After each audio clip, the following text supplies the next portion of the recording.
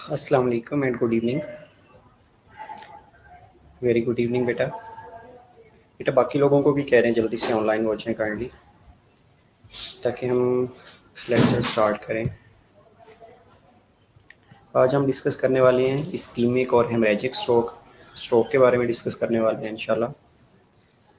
उससे पहले आप लोगों से पूछा जाएगा कि क्या होता है स्ट्रोक, सीवीए क्या होता है बेसिकली, इसके बारे में पूछा जाएगा।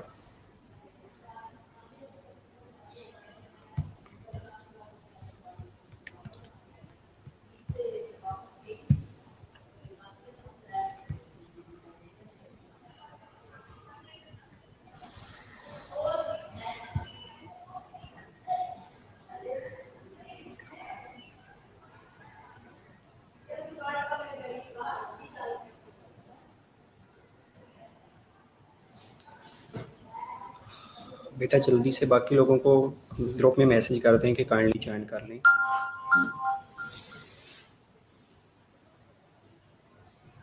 Almost 6 minutes are pass away.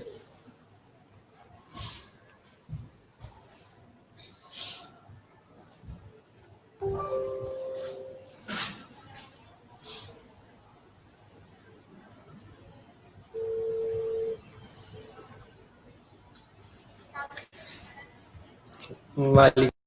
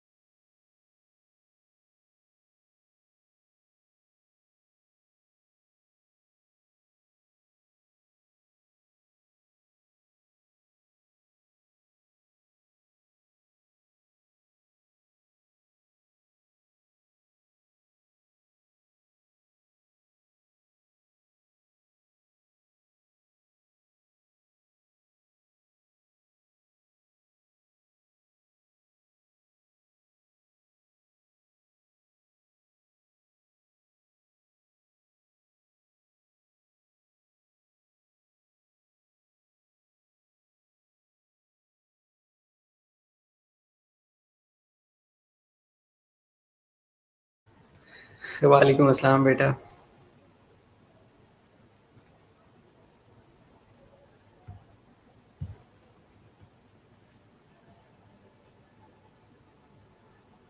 बेटा क्या होता है सीवीए, स्ट्रोक क्या होता है? चलें जब तक बाकी लोग ऑनलाइन नहीं होते तब तक हम डिस्कस कर लेते हैं।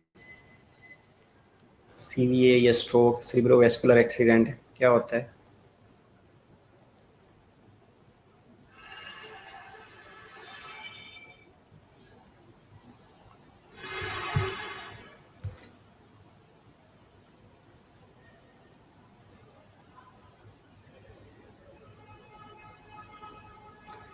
वालेकुम अस्सलाम बेटा, थैंक यू। बाकी लोगों को भी बोल देना ज्वाइन कर लें kindly.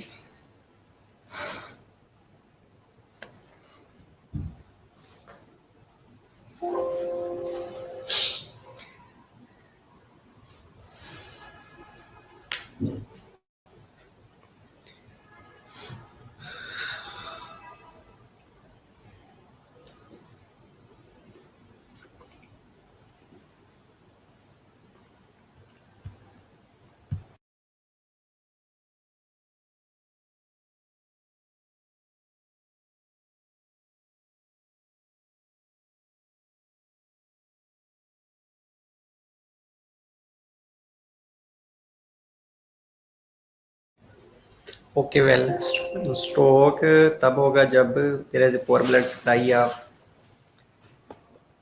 Blood and oxygen to the brain. Okay well, ठीक है, चलें हाउ टू नो है आप लोगों को कि स्ट्रोक ये होता है। लेकिन आप थोड़ा सा इसमें और भी ऐड कर सकती हैं आप कि स्ट्रोक तब होगा जब ब्रेन की तरफ ब्लड सप्लाई और ऑक्सीजन सप्लाई कम होएगी and there will be a focal deficit, उसको कहा जाता है स्ट्रोक। वैसे अगर ब्लड सप्लाई या ऑक्सीजन सप्लाई कम हो जाएगी तो यू कैन से कि patient loses its consciousness. Okay well, चलें तब तक, जब तक नहीं होते तब तक हम ये स्ट्रोक के बारे में डिस्कस कर लेते हैं। अच्छा, आपको क्या लगता है कि ब्लड जो ब्रेन है इसको कितनी ब्लड सप्लाई रिक्वायर्ड होती है? कोई आइडिया है? कभी कहीं से सुना हो कि ब्लड को पर मिनट इतनी ब्लड सप्लाई होती है, या कार्डियक आउटपुट का कितनी परसेंट ब्लड सप्लाई ब्रेन को चाहिए होती है? Any idea? कभी किसी ने बताया हो, कहीं से सुना हो, कहीं बुक में पढ़ा हो?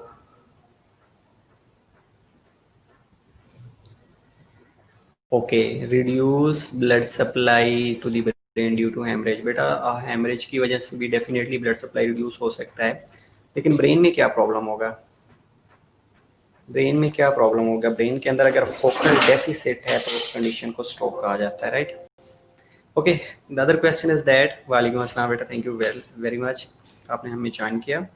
अब ये बता दें, सिंपल इज दैट कि जो ब्रेन होता है इसको ब्लड सप्लाई कितनी रिक्वायर्ड होता है?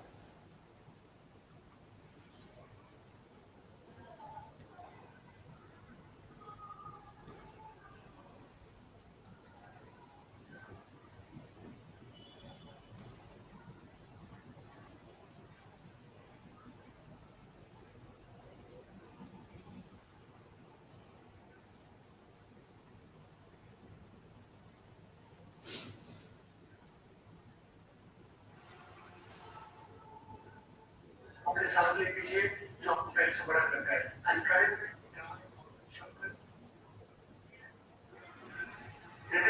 उंगली उठाना तू ये नहीं कर सकता, तू ये।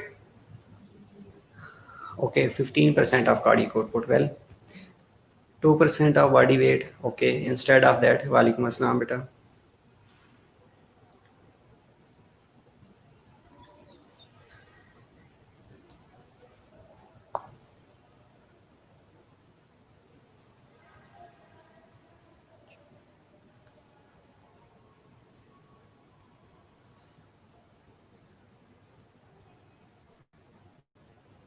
ओके श्योर बेटा।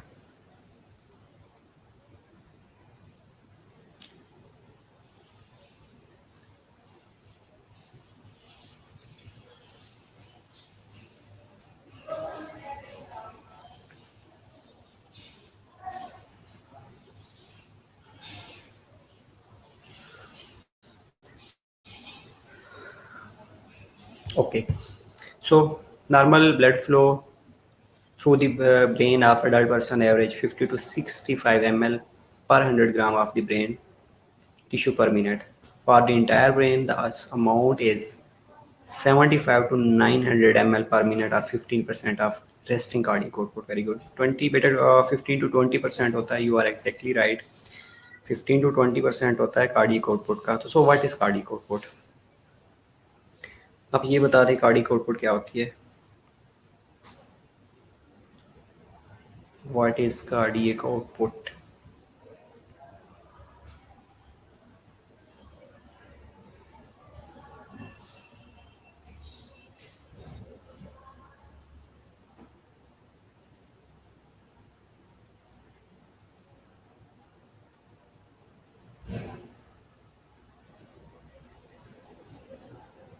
Stroke volume multiply by heart rate. Okay, the amount of blood ejected from the left ventricle per minute, जिसको हमने कार्डियक आउटपुट कहा है, और ये नॉर्मली 5 लीटर पर मिनट होती है।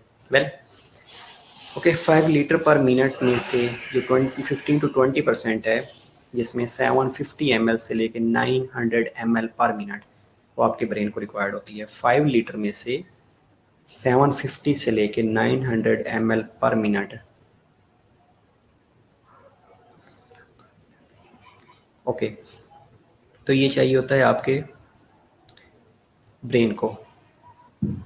अगर किसी वजह से कार्डियक आउटपुट कम हो गई है, तो डू यू थिंक कि कार्डियक आउटपुट कम होने की वजह से जो ब्लड सप्लाई है towards the brain that will be reduced?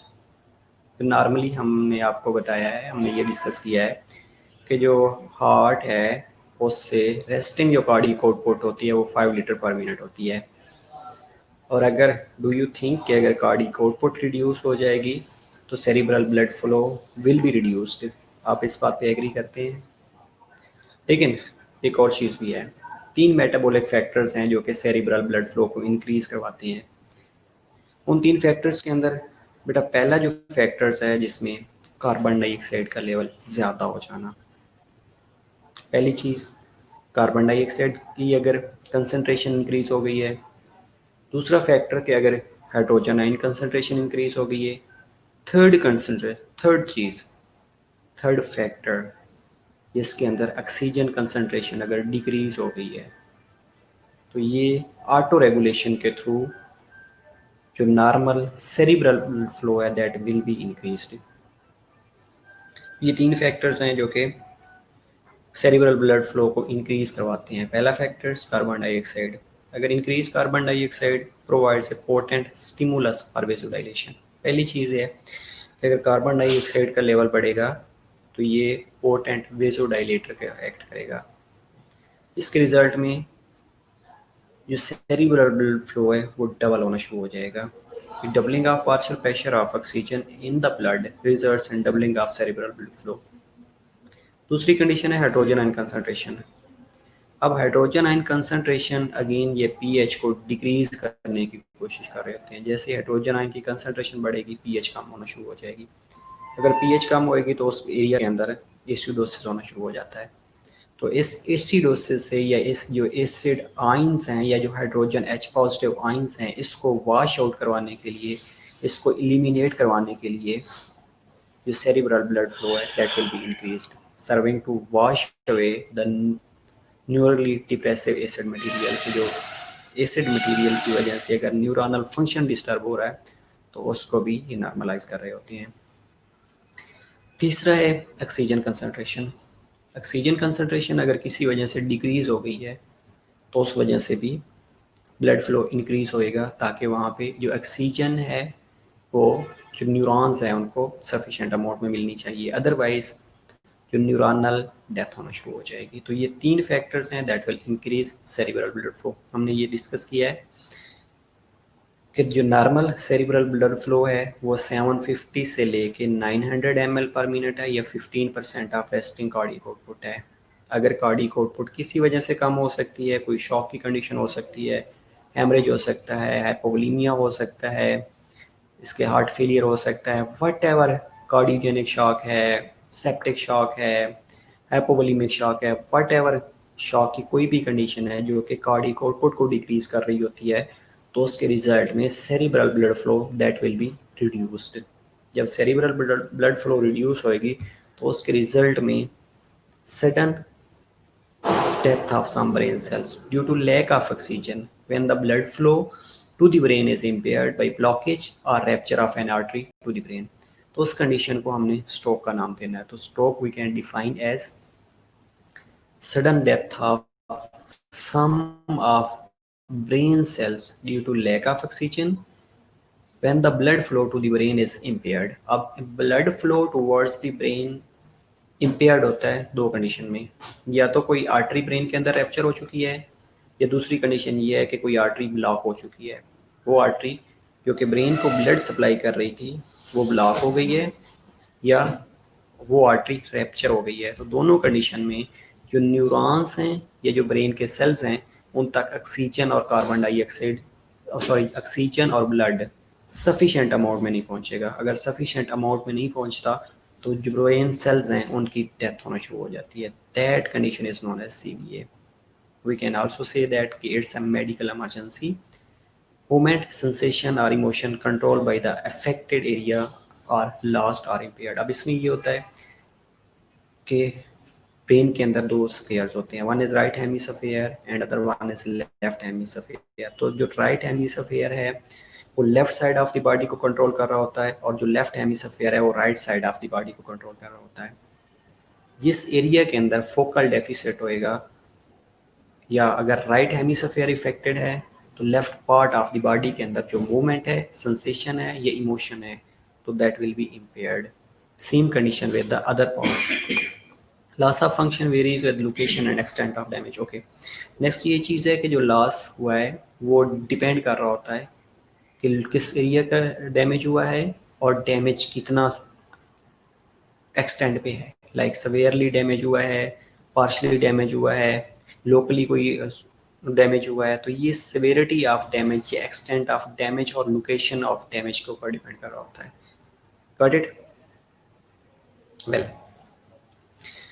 These are risk factors जो कि स्ट्रोक को लीड कर रहे होते हैं। Mainly 3 types of risk factors that are identified in the fourth. So one is modifiable, other one is non-modifiable, and third one is modifiable behavioral factors, जिनको behavioral factors कह सकते हैं या इनको modifiable factors भी कहा जा सकता है। तो पहली जो कंडीशन है जिसमें नॉन मॉडिफाइबल फैक्टर्स हैं, लाइक आप एज है, तो एज को we can't modify.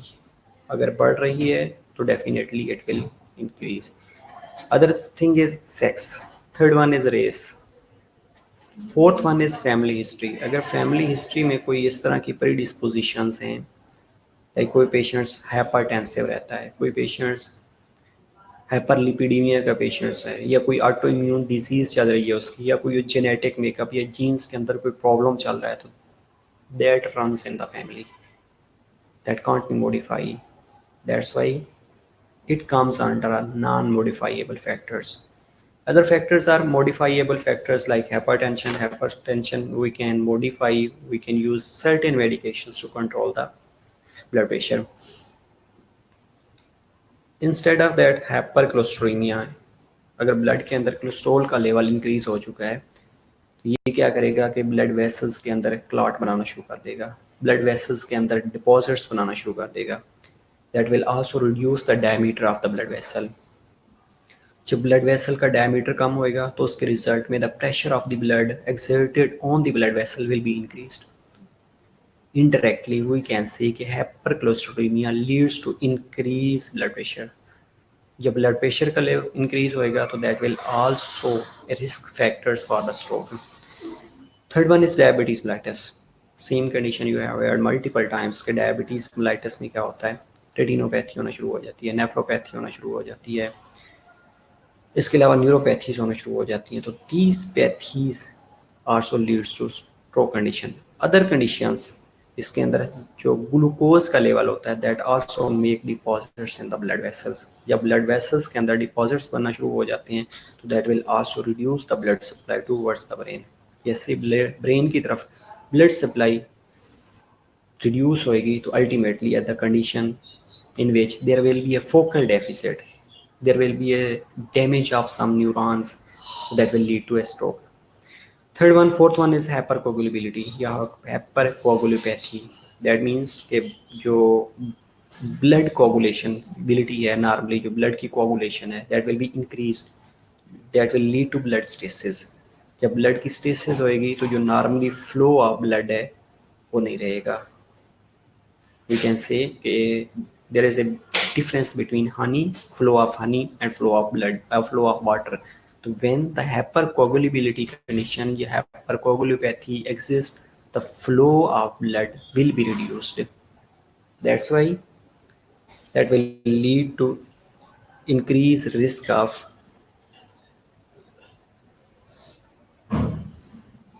stroke. Other one is cardiac diseases, like multiple cardiac diseases that will reduce the cardiac output. If the cardiac output is reduced, ultimately we need a 750 to 900 ml per minute blood to maintain a normal cerebral blood flow. When the blood flow towards the brain is reduced, ultimately we can say that the blood supply, the amount, the nutrients that required for the brain will be reduced. At the end, what happens? There will be a focal deficit. The neurons will be damaged. Again, risk factors is here for the development of stroke. Instead of that, modifiable behavior factors. Certain conditions exist that can be modifiable. Like if a person is having a cigarette smoker, we can change his habits of cigarette smoking. Other condition is alcohol. We can also make a behavioral modification to reduce to taper off the alcohol.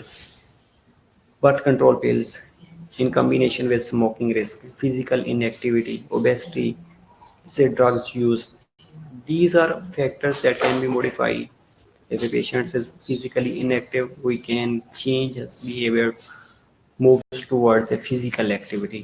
We can suggest for certain exercise. Obesity, we can also control that one. If a person is using a certain drugs that will lead to hypercholesteremia, that will lead to hypertension, so we can guide him that do not use these drugs that will lead to, that will increase the risk of stroke. So these are factors that can be modifiable, that can be non-modifiable, and as well as some behavioral modification also enlisted here. Okay, these are the sites of arterial and cardiac abnormalities. Like if a emboli or thrombi is originated from heart, that is known as cardiogenic emboli. It will move into the arc of aorta or aorta. Definitely, then it will lead to brain, or ultimately at the end, when it passes into the circus of Willis, it can block any artery. And when there is a blockage in the artery, there will be a rupture of blood vessels. There will be abnormal dilatation of that blood vessel known as aneurysm. ये वो sites हैं जो cardiogenic sites हैं। ये like cardiogenic emboli जब originate होते हैं तो ये ब्लड सर्कुलेशन में जाते हैं। ये इंटरनल कैरोटिड आर्टरीज के अंदर मूव करेंगे। जब इंटरनल कैरोटिड आर्टरीज के अंदर मूव करेंगे, eight the and penetrating arteries पड़ी होती हैं। पेनिट्रेटिंग आर्टरीज के अंदर ये डिसलॉग होना शुरू हो जाती हैं। जैसे ये पेनिट्रेटिंग आर्टरी के अंदर डिसलॉग होंगे तो अल्टीमेटली उस एरिया की blood supply will be compromised. जैसे ब्लड सप्लाई कंप्रोमाइज़ होएगी तो वहाँ के जो नेफ्रॉन्स होंगे उनके अंदर फोकल डेफिसिट्स होना शुरू हो जाएगा, डैमेज होना शुरू हो जाएंगे। जैसे ही वो डैमेज होंगे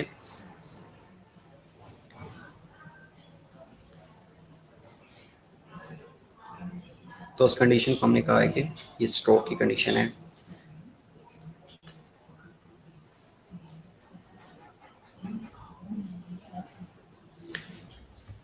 वेल, टियोलॉजी एंड पैथोफिजियोलॉजी क्या हो सकती है स्ट्रोक की? तो टियोलॉजी एंड पैथोफिजियोलॉजी में वी कैन से कि brain requires continuous supply of O2 and glucose for the neurons to function. Ultimately क्या होगा कि जो ब्रेन है इसको कंटिन्यूसली ऑक्सीजन और ग्लूकोज रिक्वायर्ड होती है सफिशेंट अमाउंट में। इसके अलावा इसमें क्या होगा कि जब ये ब्लड सप्लाई इंटरप्ट होना शुरू हो जाएगी, if the blood flow is interrupted, like we can say कि जो सेरिब्रल ब्लड फ्लो है अगर वो इंटरप्ट हो चुका है, या नॉर्मली जो कार्डिक आउटपुट रिक्वायर्ड थी वो किसी वजह से कार्डिक आउटपुट मिल ही नहीं रहा, तो एट द एंड क्या होगा कि mitochondria will would switch to anaerobic respiration and metabolism. तो माइटोकॉन्ड्रिया पावर हाउस, एनर्जी पक्का पावर हाउस है, एटीपी जनरेशन का पावर हाउस है। तो जैसे ही माइटोकॉन्ड्रिया क्या करेगा कि एनारोबिक रेस्पिरेशन और एनारोबिक मेटाबॉलिज्म की तरफ कन्वर्ट हो जाएगा, जिसके रिजल्ट में large amount of lactic acid production होना शुरू हो जाएगी।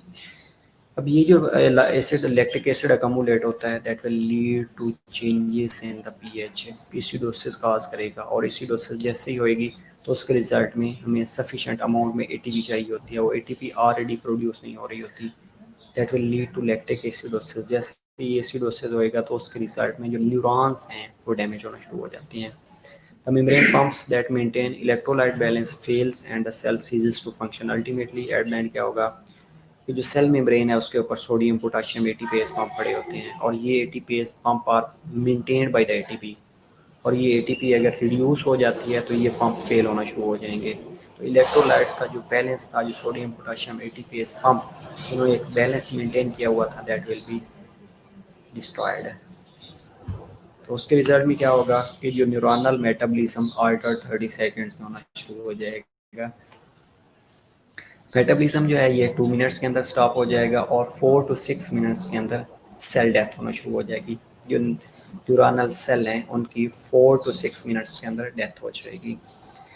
Instead of that, atherosclerosis is a major cause of stroke that can lead to a thrombus formation and contribute to emboli. Atherosclerosis अगर है तो वहाँ पे थ्रोम्बाई बनने के चांसेस होते हैं, और थ्रोम्बाई जैसे ही मूव करते हैं तो that are known as emboli. अब एम्बोलाई जैसे ही मूव करेगा तो वो किसी भी पेनिट्रेटिंग आर्टरी के ब्लॉक कर सकता है। जैसे ही पेनिट्रेटिंग आर्टरी ब्लॉक होएगी, ब्लॉक होने के रिजल्ट में क्या होगा कि 30 सेकेंड्स के अंदर न्यूरोलॉजिकल मेटाबॉलिज्म अल्टर्ड हो जाएगा, with in 2 minutes metabolism stop हो जाएगा, और 4 to 6 मिनट्स के अंदर न्यूरोनल सेल डेथ होना शुरू हो जाएगी। इसके अलावा आर्थरोस्क्लेरोसिस के बारे में ऑलरेडी बता दिया है। Around the core area of ischaemia is a border zone, reduce blood flow where ischaemia is potentially reversible. A border zone होता है जहाँ पे अगर इस्कीमिया हो गया है तो that will be A reversible.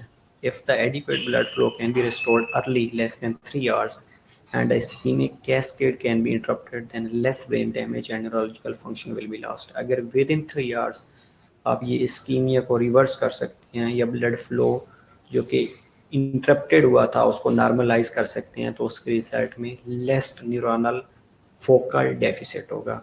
Otherwise जितनी ज़्यादा सिविरिटी ऑफ डैमेज होएगी और लोकेशन पे डिपेंड करेगा, उतना ज़्यादा डैमेज, उतना ज़्यादा एरिया इफेक्टेड होएगा। इसके अलावा ट्रांसिएंट इस्कीमिक अटैक है।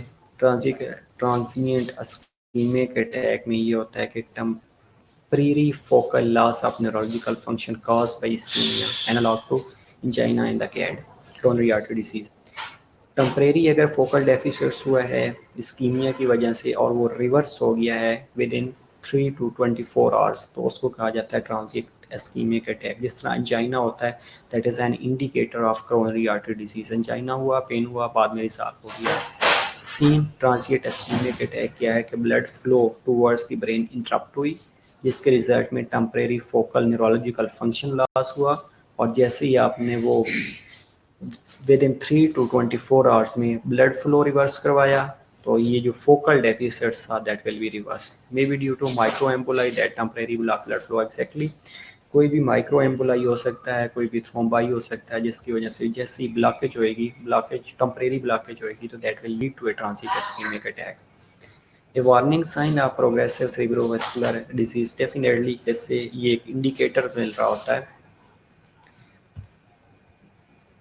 इंडिकेटर मिल रहा होता है कि जो स्ट्रोक है ये जो सीवीए होने वाला है, ताकि उसको रूल आउट करके टाइमली ट्रीट किया जा सके। ओके, तो अभी तक जो हमने पढ़ा है इसमें से अगर कोई भी क्वारी हो तो you can ask me.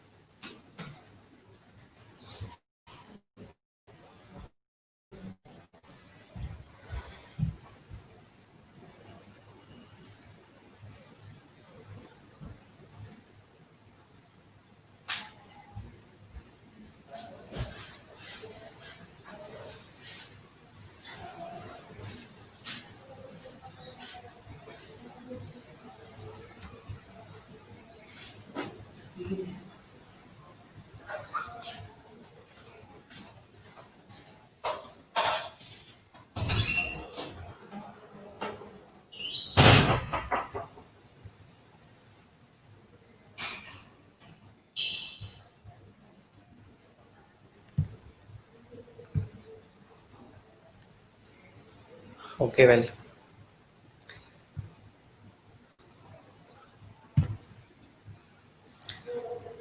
we are moving towards the types of the stroke. Basically, there are two types of stroke. One is ischemic stroke होता है और उसके बाद दूसरा hemorrhagic stroke होता है. Ischemic stroke के अंदर thrombotic stroke आता है और एम्बोलाई या एम्बोलिक स्ट्रोक आता है, और हेमरेजिक स्ट्रोक के अंदर स्पॉन्टेनियस इंट्रासेरिब्रल हेमरेज या स्पॉन्टेनियस सबरेक्नाइड हेमरेज, ये इस तरह इसको डिवाइड किया जाता है. इस्कीमिक स्ट्रोक के मतलब क्या है कि इस्कीमिया की वजह से हो रहा है. हेमरेजिक स्ट्रोक का मतलब है कि ब्लीडिंग की वजह से हो रहा है. अब ब्लीडिंग कहाँ पे हो रही है?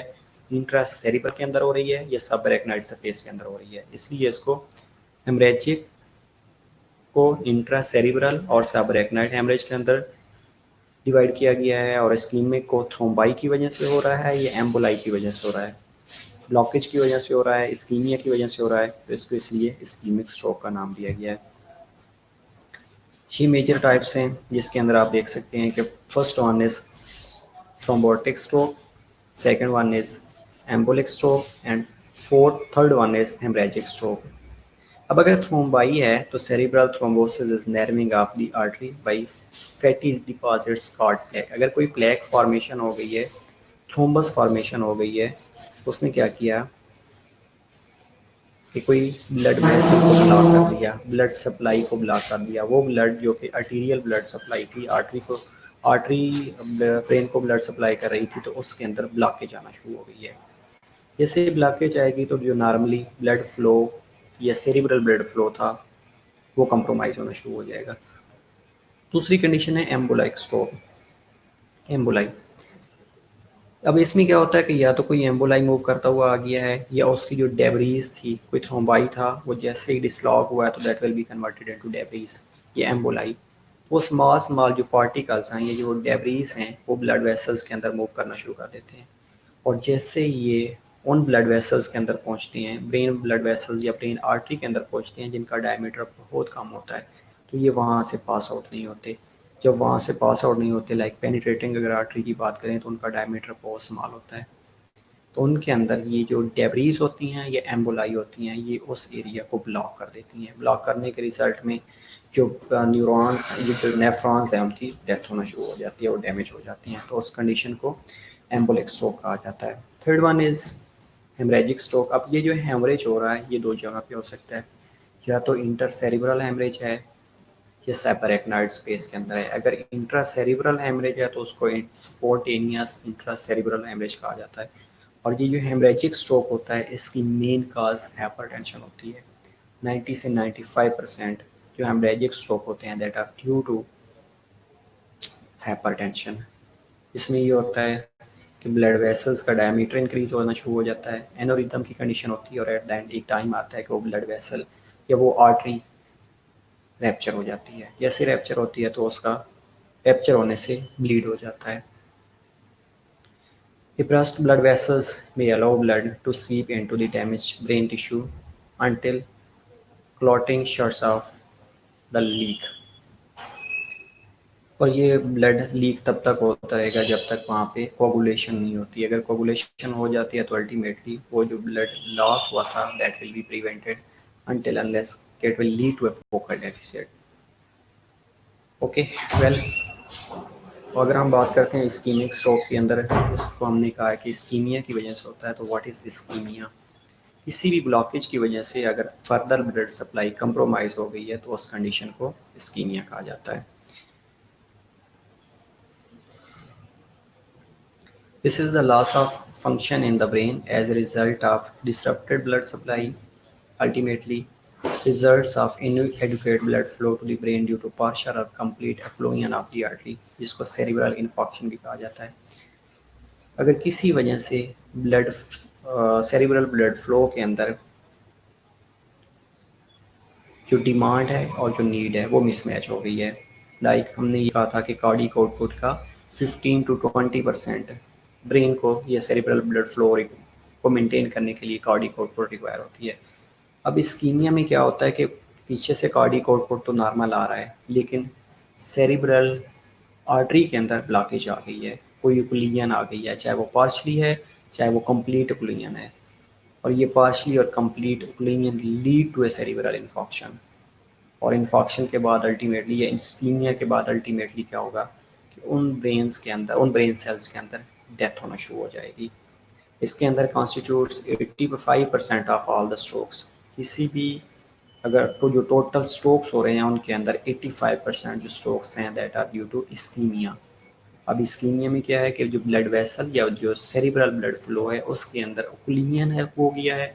ओक्लूजन का मतलब कहीं पे ब्लॉकेज हो सकती है, आर्टरी नैरोइंग हो सकती है, एम्बोलाई थ्रोम्बाई की फॉर्मेशन हो सकती है, आर्थरोस्क्लेरोटिक प्लेक फॉर्मेशन हो सकती है, हाइपरक्लोस्टीमिया हो सकता है, मल्टीपल इटियोलॉजिकल फैक्टर्स हो सकते हैं, and that will lead to occlusion of the cerebral artery.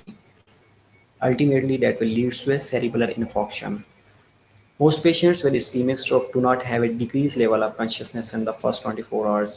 इसमें ये होगा कि जैसे ही इस्कीमिया होएगा, ये इन्फॉक्शन होएगा, तो उसके अंदर पहली जो चीज़ हमने कहा था कि कार्बन डाइऑक्साइड का लेवल इंक्रीज होगा, हाइड्रोजन कंसनट्रेशन इंक्रीज हो जाएगी, तीसरी कंडीशन के ऑक्सीजन कंसनट्रेशन कम हो जाएगी।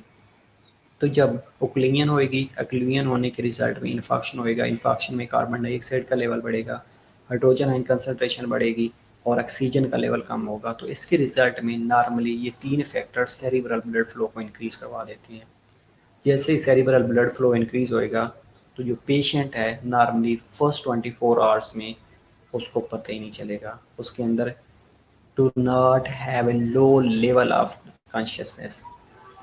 लेकिन some symptoms often worsens during first 72 hours with cerebral edema. और उसके बाद क्या होगा कि वहाँ पे लैक्टिक एसिड अकमुलेशन हो चुकी होगी, पीएच फॉल कर चुकी होती है, और उसके रिजल्ट में जो माइटोकॉन्ड्रिया होता है that will be converted into anaerobic और anaerobic respiration as well as anaerobic metabolism.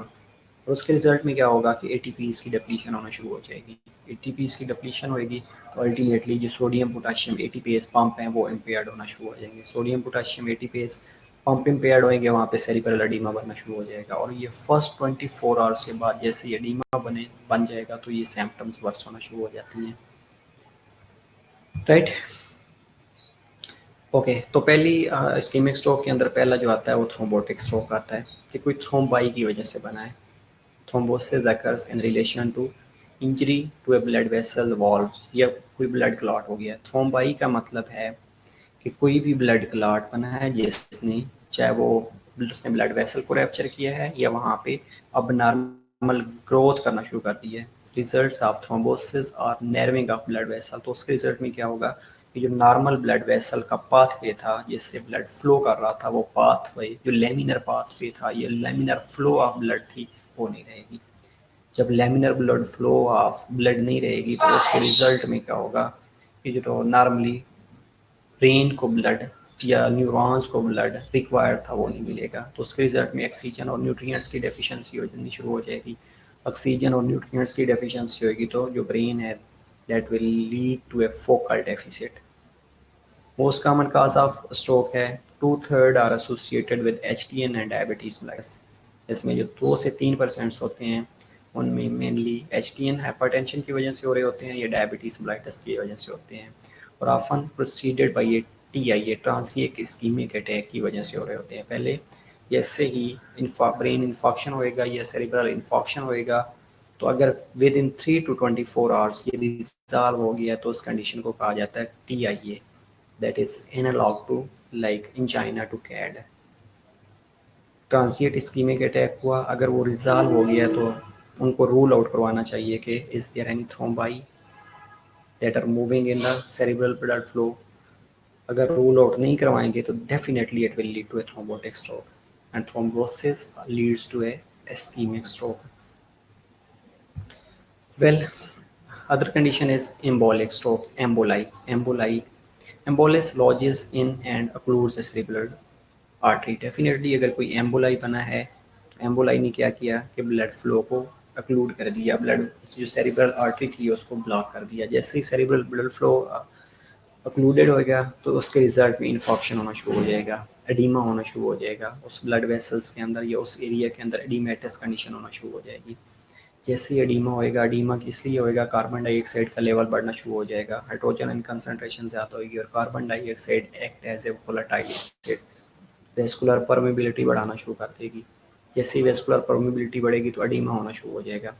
Second most common cause of stroke है majority of emboli origin in the heart. जिस तरह हमने सेकेंड लास्ट पेज के ऊपर, सेकेंड लास्ट स्लाइड्स के ऊपर, 2/3 slides के ऊपर आई थिंक डिस्कस किया था कि मेनली जो एम्बोलाई का ओरिजिन होता है दैट आर कार्डियोजेनिक, हार्ट से निकलते हैं और उसके बाद आर्का फ्योटा इटरनल कैरोटिड आर्टरी के अंदर मूव करते हैं और at the and penetrating artery पे जाके ऑक्लूड करना शुरू कर देते हैं with the plaque breaking off from the endocardium and entering in the circulation। की एंडोकार्डियम से भी निकल सकता है, अल्टीमेटली कोई भी क्लॉट मूव करेगा एंडोकार्डियम से निकल सकता है, किसी ब्लड वेसल से कोई क्लॉट मूव करके आ सकता है, कोई फैटी प्लेक हो सकता है, कोई डेब्रीज हो सकती हैं। जैसे ही ब्लड सर्कुलेशन में आएंगी, हार्ट से आएंगी, हार्ट का पंप करेगा, पंप करने के बाद इंटरनल कैरोटिड आर्टरी के अंदर मूव करना शुरू कर देगा और कहीं पे भी जाके ये ब्लॉकेज काज कर सकती हैं। तो associated with sudden rapid occurrence of severe clinical symptoms definitely at the end patients usually remain conscious although may have a headache। और इस पेशेंट्स को अगर एम्बोलाई की वजह से स्ट्रोक हो रहा है तो पेशेंट्स नॉर्मली बिहेव करेगा लेकिन एक कंडीशन बताएगा कि उसको हेडेक है और इस हेडेक की वजह से वी कैन रूल आउट कि एम्बोलाई जो स्ट्रोक है, तो definitely emboli will lead to ischaemic stroke. दूसरी कंडीशन हमने ये कही थी कि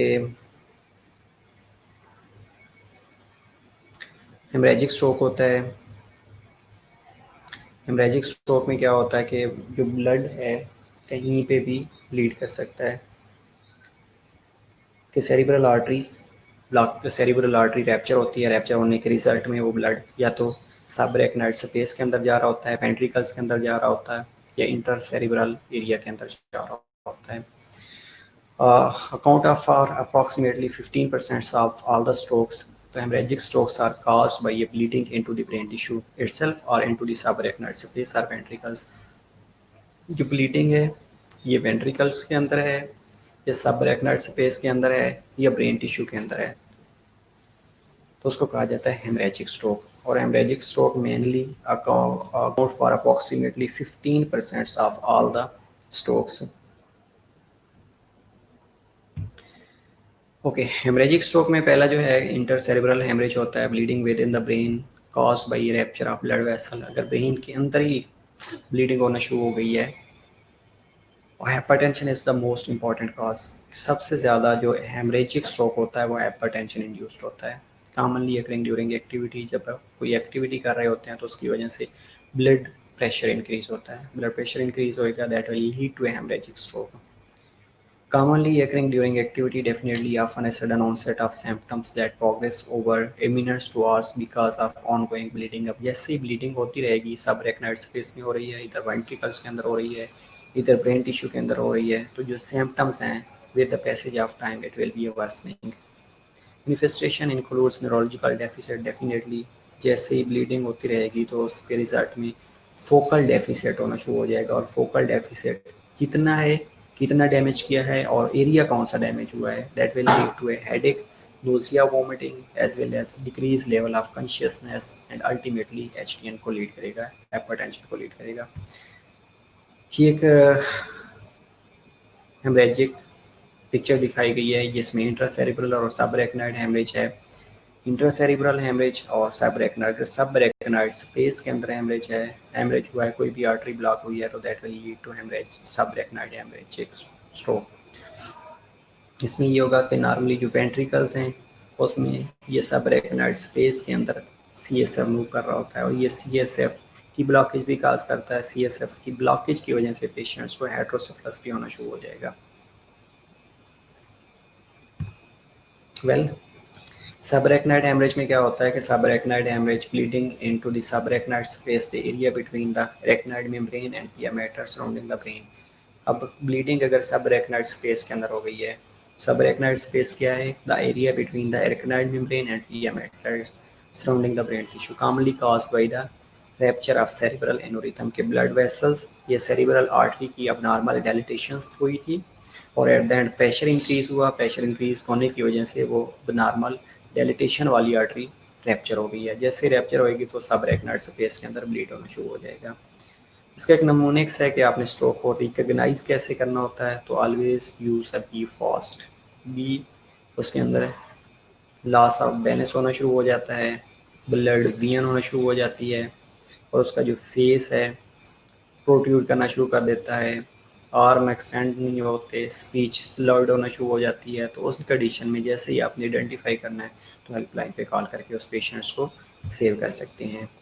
ये सर्टेन साइन और सिम्टम्स हैं according to cerebral artery blockage के। अगर interior art cerebral artery block हुई है तो उसके रिजल्ट में क्या क्या साइन और सिम्टम्स होना शुरू हो जाएंगे। मिडल अगर सेरिब्रल आर्टरी ब्लॉक हुई है, पोस्टीरियर सेरिब्रल आर्टरी ब्लॉक हुई है, या बेसलर आर्टरी ब्लॉक हुई है, तो ये साइन और सिम्टम्स हैं। और ब्रेन एरिया जो कि इन्वॉल्व हो रहे होते हैं उसके अकॉर्डिंग साइन और सिम्टम्स हैं, ये आप लोग देख लीजिएगा।